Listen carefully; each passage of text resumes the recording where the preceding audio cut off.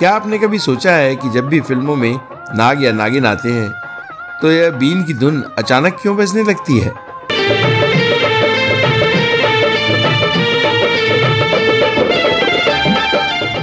फिल्मी गानों में बीन की आवाज सांपों को आकर्षित करे या नहीं, लेकिन सुनने वाले इंसानों को जरूर मंत्रमुग्ध कर देती है।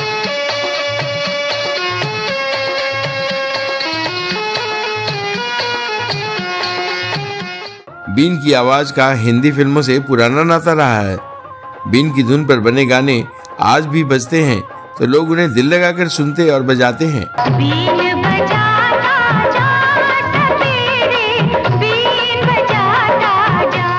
लेकिन क्या आप जानते हैं कि बीन की जो आवाज फिल्मी गानों में प्रयोग की जाती है वो वास्तव में किसी और वाद्य यंत्र से बजाई जाती है।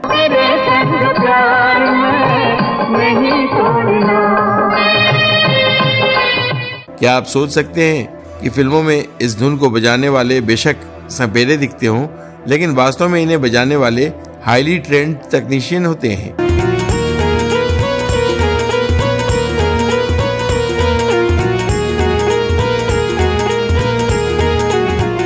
और क्या आप यकीन करेंगे कि बीन की ज्यादातर धुनें सपेरों ने फिल्मों से ही सीखी है और उनका सांपों से कोई दूर दूर तक वास्ता नहीं रहता।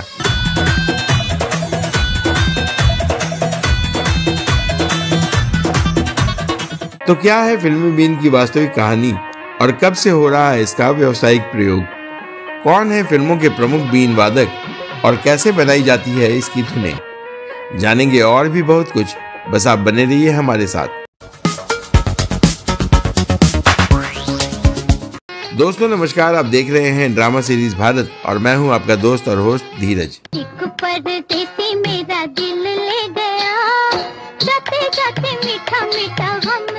आज के इस वीडियो में हम चर्चा करने जा रहे हैं भारत के सबसे पुराने वाद्य यंत्रों में से एक बीन और उसके फिल्मी प्रयोग के बारे में। मन डोले मेरा तन डोले मेरे दिल था गया परा। बीन या पुंगी भारत के सपेरों का एक पारंपरिक वाद्य यंत्र है, इसलिए यहाँ की फिल्मों में भी इसका प्रमुख स्थान रहा है। वैसे तो ज्यादातर लोग मानते हैं कि भारतीय फिल्मों में सबसे पहले बीन का प्रयोग 1954 में आई फिल्म नागिन में हुआ था, लेकिन अगर वास्तविक इतिहास देखा जाए तो सबसे पहले देविका रानी की 1933 में आई फिल्म कर्मा में बीन का जमकर प्रयोग हुआ है। दरअसल यह फिल्म उस शुरुआती दौर में बनी थी जब बोलती फिल्मों का प्रचलन शुरू हुआ था। उन दिनों विदेशों में भारत की छवि सपेरों और साधुओं के देश की थी, जिसे बुनाते हुए देविका रानी के पति हिमांशु रॉय ने यह फिल्म बनाई थी। फिल्म हिंदी और अंग्रेजी दोनों भाषाओं में बनी थी और भारत के साथ साथ विदेशों में भी रिलीज हुई थी। इस फिल्म और देविका रानी के बारे में एक विस्तृत वीडियो इसी चैनल पर है, जिसका लिंक हमने आई बटन में डाला हुआ है।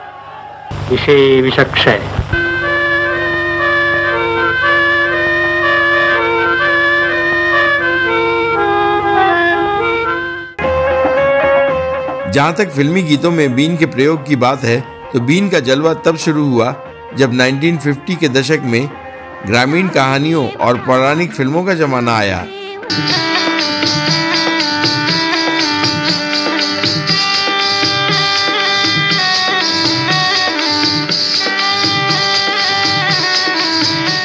खासकर 1954 की फिल्म नागिन में बीन की धुन ने ऐसा धमाल मचाया कि लोग इसे सुनकर झूम उठे।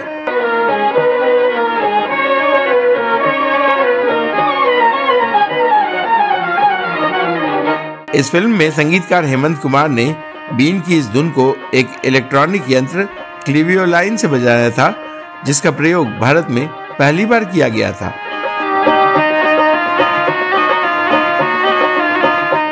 लता मंगेशकर के गाए इस गीत की धुन इतनी प्यारी और सिनेमाई थी कि हर कोई इसका दीवाना हो गया था।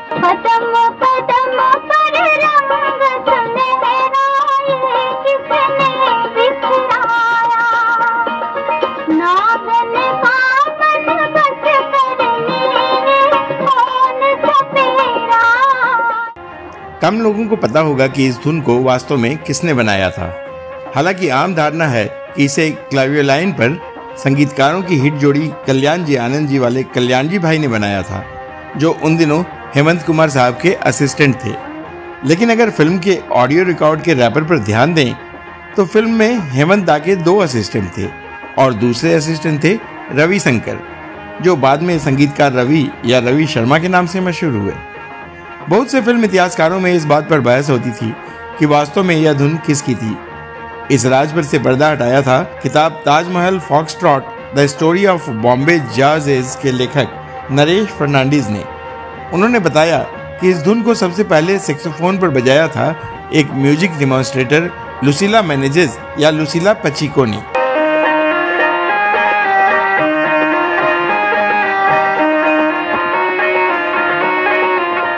गोवा की रहने वाली लुसीला ने सैक्सोफोन बजाने की ट्रेनिंग लंदन के रॉयल कॉलेज ऑफ म्यूजिक से ली थी और फिल्म इंडस्ट्री से जुड़ी थी। हैरानी की बात यह है कि किसी रिकॉर्ड में लुसीला का जिक्र तक नहीं है।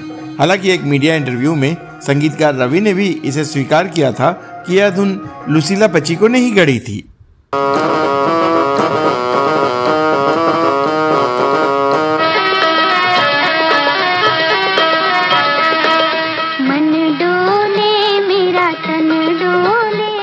इस फिल्म की धुन इतनी मशहूर हुई कि बीन हिंदी सिनेमा का एक आइकॉनिक हिस्सा बन गया। यह धुनें सिर्फ सांपों की ही नहीं बल्कि रहस्य, जादू और देसी संस्कृति की प्रतीक बन गईं। 1956 की फिल्म सती अनुसुईया में नाग देवता की पूजा करते हुए संगीतकार शिवराम ने जो बीन की धुन बजाई वो लोगों के दिलों में बस गई।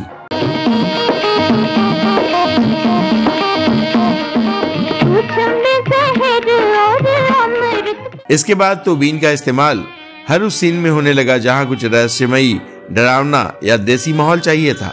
फिर आया साल 1958 जब फिल्म फागुन में ओपी नैयर साहब ने बीन की धुन का ऐसा खूबसूरत इस्तेमाल किया कि उनके गीत तहलका मचा गए। एक परदेसी मेरा दिल ले गया, जाते जाते मीठा मीठा हम दे गए। कहते हैं फागुन ही वो फिल्म थी जिसमें मधुबाला ने ओपी नैयर साहब के कारण अपनी फीस तक कम कर दी थी। पिया पिया ना लागे मोरा दिया, आजा चोरी चोरी।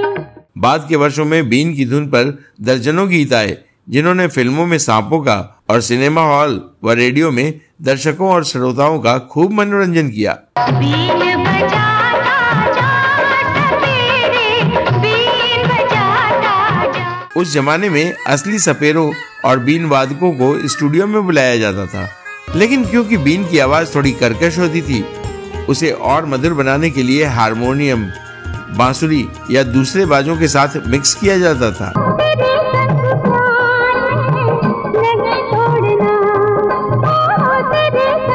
1976 की फिल्म नागिन में जिन गानों में बीन की धुनें थीं, उन्हें भी इन्हीं वाद्य यंत्रों पर बजाया गया था।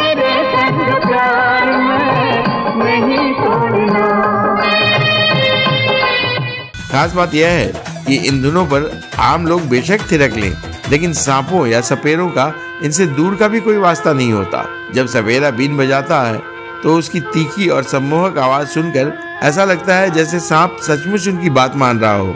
लेकिन दिलचस्प बात यह है कि सांप बीन की आवाज सुन ही नहीं पाते, क्योंकि उनके कान उनके त्वचा से ढके होते हैं।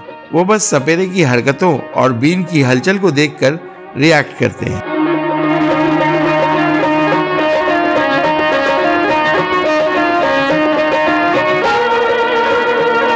फिल्मों में बीन की धुन को सुरीला और कर्णप्रिय बनाने के लिए राग भैरवी, राग दरबारी और राग तोड़ी जैसे रागों का उपयोग होता है, जो गूढ़ और रहस्यमयी भाव पैदा करते हैं।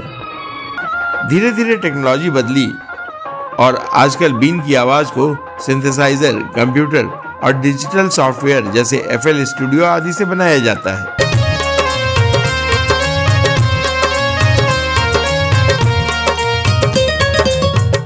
1986 की फिल्म नगीना और 1989 में आए इसके सीक्वल निगाहें को भला कौन भूल सकता है।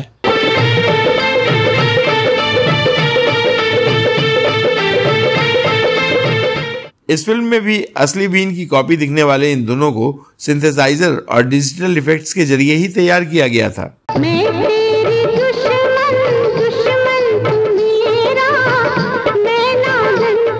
अब की फिल्मों में तो असली बीन बजाने की जरूरत ही कम पड़ती है, क्योंकि डिजिटल तरीके से उसकी आवाज को और शानदार बनाया जा सकता है।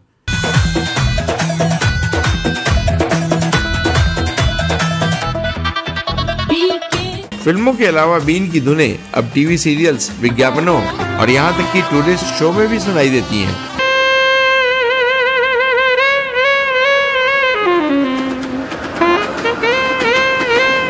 क्योंकि यह वाद्य मुख्य रूप से उत्तर भारत, राजस्थान, बंगाल और महाराष्ट्र के ग्रामीण इलाकों में बजाया जाता है, इसलिए बीन की धुनों को ज्यादातर हिंदी या उत्तर भारतीय भाषा की फिल्मों में ही प्रयोग किया जाता है। लेकिन साउथ की कई फिल्मों में भी इस धुन ने खासा कमाल दिखाया है।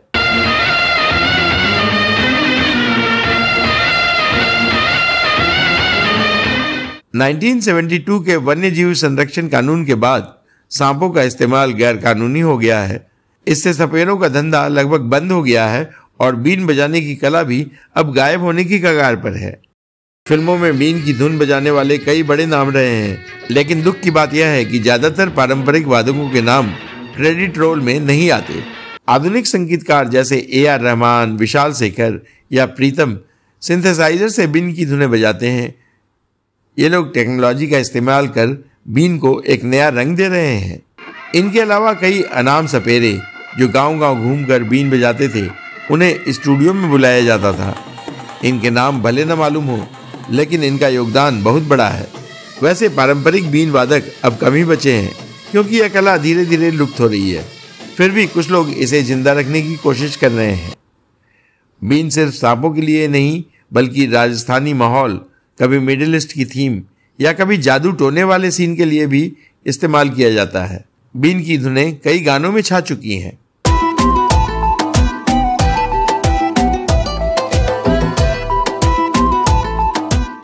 बीन की आवाज अब सिर्फ भारत तक ही नहीं, बल्कि हॉलीवुड और वर्ल्ड म्यूजिक में भी सुनाई देती है।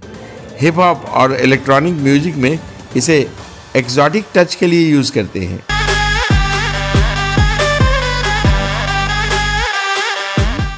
बीन की कहानी भारतीय लोक संस्कृति और सिनेमा के बीच एक अनूठा संगम है।